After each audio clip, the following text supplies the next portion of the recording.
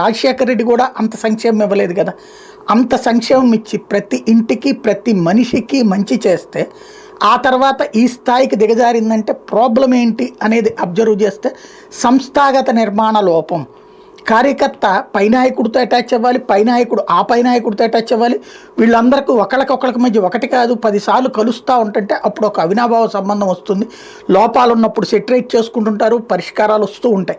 అలా కాకుండా ఒకసారి మాట్లాడుకుంటారు, ఆ తర్వాత గొడవ వస్తే కలుసుకోరు, ఆ తర్వాత వీళ్ళ మధ్యన సమన్వయం చేసేవాడు ఉండడు అన్నప్పుడు ఎవరిష్టం వాళ్ళది అయిపోయింది. చివరికి ఒకే నియోజకవర్గంలో 10 మంది 10 ధోరణులకు వచ్చేటప్పటికి నా విలువ ఎంతో తెలియాలి జగన్కి, నా విలువ ఎంతో తెలియాలి జగన్ అని అందరూ కలిసి జగన్ వదిలేస్తే చివరికి జగన్ ఒంటరోడి 11 సీట్లకు పరిమితమైనటువంటి పరిస్థితి.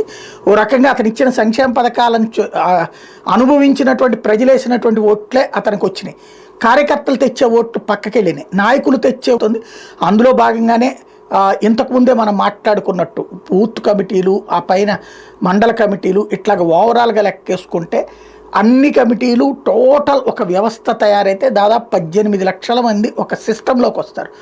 దానితో పాటుగా ఈ దాన్ని ఏమంటారు, ఈ కార్యకర్తల రిజిస్ట్రేషను అంటే నమోదు చేసుకోవడం, సభ్యత్వ నమోదు, ఇది చేస్తే ఓ 40-50 లక్షల మంది దాకా అవుతారు. తెలుగుదేశానికి 1 కోటి మంది దాకా ఉండొచ్చు, వీళ్ళు ఇప్పుడే ప్రారంభం కాబట్టి మేబీ 40-50 లక్షలు అవుతారు.